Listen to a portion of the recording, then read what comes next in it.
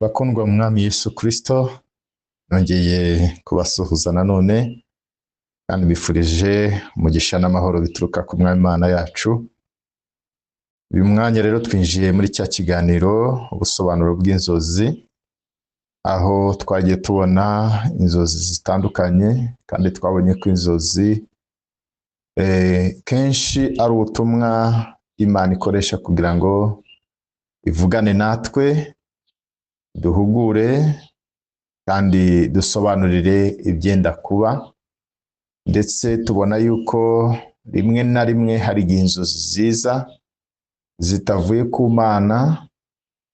Tubona yuko hari igihe inzozi ziba ziturutse mu bitekerezo by'umuntu, arizo twabonye inzozi, twavuga inzozi z'umuruho. Tubona rero ko akenshi ziterwa n'ibyo twiriwemo, ibyo dutekereza se, ibyifuzo dufite se. Ibyo byose twaryama ubwonko bwacu butuje bikaza kugaruka, ndetse tugenda tureba n'ikindi cyiciro cy'inzozi zituruka ku mwanzi, aho umwanzi Satani aza kuduteza ubwoba, kuko birivuga ngo Satani nta kindi cyamuzanye usibye kwica, kwiba no kurimbura. Rero Satani nawe hari igihe atuzanira inzozi, ariko ari inzozi zo kuduteza ubwoba, kuduhahamura kugira ngo adukure mu murongo, adukure mu cyerekezo. Rero nk'uko twagiye tubona Bibiliya ibivuga mu gitabo cya Yobu, Bibiliya itwereka yuko Imana ivugana natwe mu nzozi mu gihe dushyizweyo, ngo nibwo iza kumvisha umuntu ikagamburuza ibyo yibwira. Rero reka muri uyu mwanya tugiye kureba inzozi, kurota ifarashi. Ni kenshi abantu bagenda barota inyamaswa zigiye zitandukanye, ariko uyu munsi reka turebe ku ifarashi. Nanone umuntu kenshi azakubwira ngo narose ifarashi, ariko iyo ubajije umuntu ngo iyo farashi yari imeze ite, yakoraga iki, yari ifite irihe bara, aho yari iri ni hehe se, aho niho ubasha kubona wenda ubusobanuro. Ariko umuntu aje akakubwira ngo narose ifarashi gusa, ibyo ngibyo ntabwo biba bifite ubusobanuro buhagije, kuko umuntu kenshi azaza akubwire ngo narose ngo ifarashi, wambwira ngo bisobanura iki. Ibi ni byo byibanze wenda ushobora kuba waheraho usobanura. Iyo farashi yari iri hehe, yari imeze ite, yakoraga iki. Ibyo wenda nibyo byibanze ushobora guheraho. Rero mu by'ukuri nakubwira ko inzozi zidasobanurwa n'icyo umuntu yabonye, ahubwo zisobanurwa n'imiterere y'icyo wabonye, aho icyo kintu cyari kiri, niba ari umuntu cyangwa se nanone ibyabaga mu nzozi ni ibihe. Rero niyo mpamvu kuvuga ngo gusa ngo narose ifarashi idahagije. Reka rero twinjire ibwina turebe ibirenze ibyo. Mu myemerere myinshi yo mu mwuka ndetse no mu gusobanura inzozi, ifarashi yo ifatwa nk'inyamaswa ifite ubusobanuro bukomeye cyane, kubera iki? Kenshi igaragaza imbaraga. Ifarashi nanone ikagaragaza ubutware.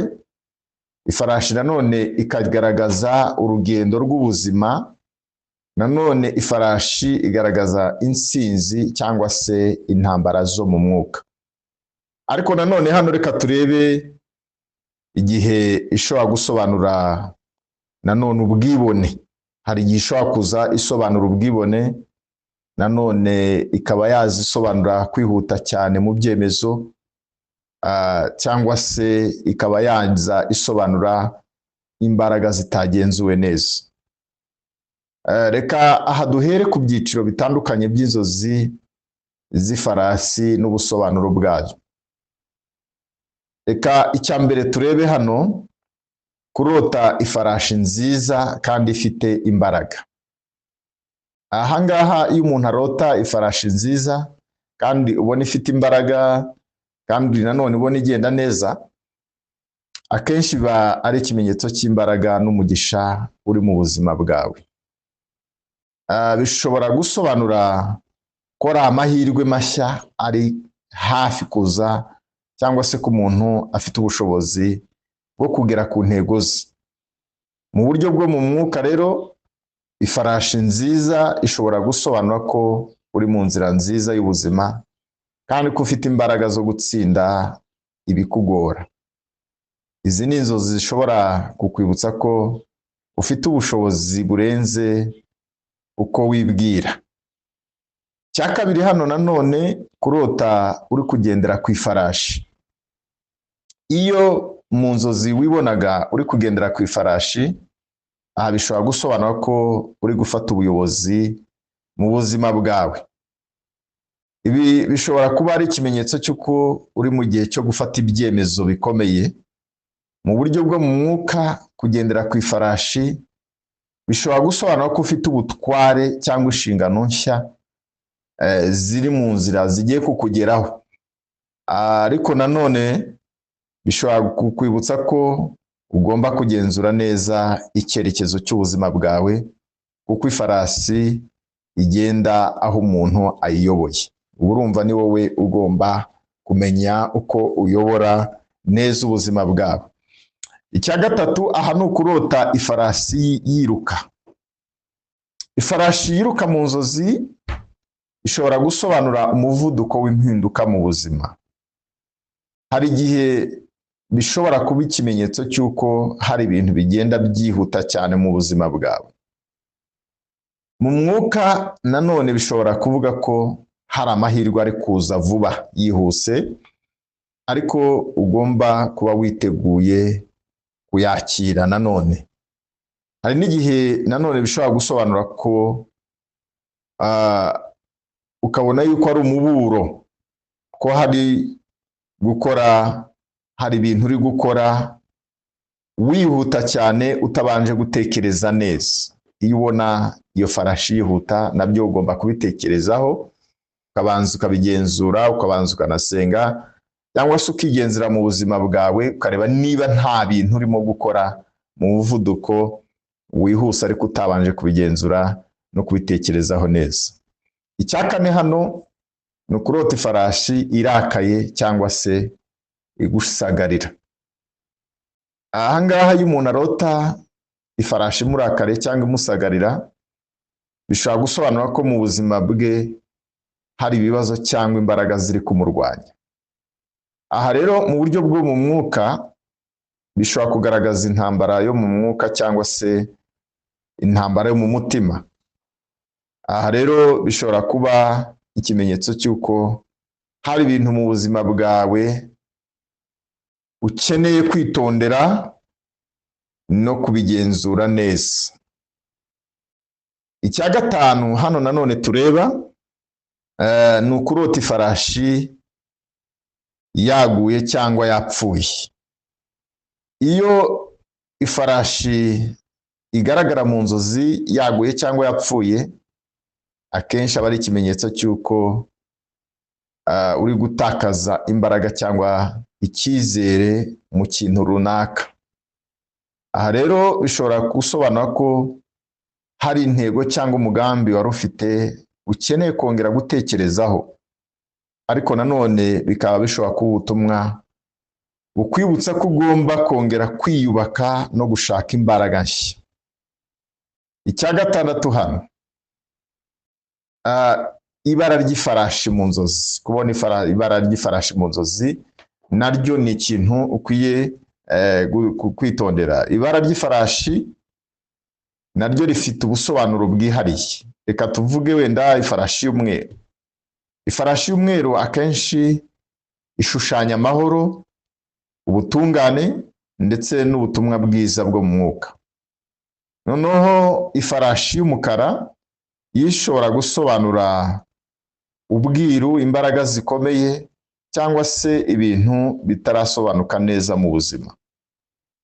Ifarashi y'umutuku cyangwa se isa nanone n'iyijimye kenshi igaragaza imbaraga, ishyaka cyangwa se amarangamutima akomeye. Icya karindwi, hano kurota ifarashi nyinshi. Iyo mu nzozi hagaragayemo ifarashi nyinshi, aha bishobora gusobanura ko hari amahirwe menshi cyangwa se abantu benshi bagira uruhare mu buzima bwawe. Mu buryo bwo mu mwuka bikaba byasobanura ko hari imbaraga nyinshi zigufasha cyangwa ingabo zo mu ijuru ziri kukurinda. Ariko nanone ahangaha bishobora kuba ikimenyetso cy'uko ubuzima bwawe bifite ibintu byinshi ugerageza kugenzurira icyarimwe. Icya munani, kurota ifarashi itagenzurwa. Icyo nshaka kuvuga hano ni iki: iyo ifarashi igenda itagenzurwa cyangwa se idashaka kumva uyiyobora, urabona yuko ifarashi uba ugomba kuyobora aho ijya. Aha rero bishobora gusobanura ko hari ibintu mu buzima bwawe biri kugenda bigusumbya imbaraga.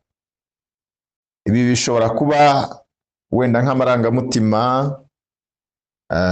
yawe, cyangwa se kuba ibibazo by'akazi bigusumbya imbaraga, cyangwa se imibanire yawe n'abandi. Rero inzozi nk'izi zishobora kukubutsa ko ugomba guhagarara gato ukongera gutekereza ku cyerekezo cy'ubuzima bwawe. Ndimo negera rero ku musozo, nagira ngo ubwire ko mu gusobanura inzozi nk'izi ni ingenzi kumenya ko zose zidafite ubusobanuro bumwe ku bantu bose. Njya nkunda kubivuga, buri kenshi hari igihe dufata inzozi tukaziha ubusobanuro bumwe ku bantu bose, ariko hari ibintu byinshi bigira uruhare mu gusobanura. Icya mbere ugomba kwitaho ni ubuzima umuntu arimo, kuko dushobora kugira inzozi zimwe ariko tudahari mu buzima bumwe. Ikindi witaho ni amarangamutima ye, ibiri mu mutima we. Ariko nanone muri rusange hari inzozi ziba navuga ziri rusange. Ifarashi mu nzozi ni ikimenyetso gikomeye cyane cy'imbaraga. Ni urugendo rw'ubuzima n'ubuyobozi. Rero hari igihe nanone ishobora kuba ikimenyetso cy'insinzi iri imbere, cyangwa se umuburo kugenzura neza imbaraga n'ibyerekezo byawe. Aha rero niyo mpamvu umuntu akwiye kubanza gusobanura, cyangwa se umuntu atakubwira ati narose ifarashi gusa. Ikintu cya mbere ugomba gukora si ukuvuga ubusobanuro bwihuse mu gihe warose nk'uko ifarashi, ahubwo ugomba kubanza kubaza ibisobanuro byimbitse. Si ku ifarashi gusa, no ku bindi no ku zindi nzozi zose hari ibisobanuro by'ibanze byimbitse uba ugomba kubureberaho. Tuvuge nk'ifarashi, ugomba kubanza kwibaza ifarashi yari irihe, yari imeze ite, yakoraga iki, wari urihe mu nzozi. Ibyo ni ibintu by'ibanze ugomba kwitaho. Rero ibyo byose nibyo bifasha kwinjira ibyina tukamenya ubutumwa nyakuri bw'inzozi. Rero niba warigeze kurota ifarashi, ntugafate inzozi nk'izo nk'ikintu gisanzwe, ahubwo nagira nkubwire ko ishobora kuba ari ubutumwa bukomeye bujyanye n'ubuzima bwawe, imbaraga ufite, inzira ugomba kunyuramo mu gihe kiri imbere, akaba ari iby'Imana yashaka kuvugana nawe igira ngo igire kiguhishurira. Rero nkaba nongeye kubashimira abo twabanye muri uyu mwanya, nkomeza kubifuriza umugisha n'amahoro bituruka ku Mwami Imana yacu. Mwari kumwe nanjye Evangeliste Usengimana Daniel. Shalom.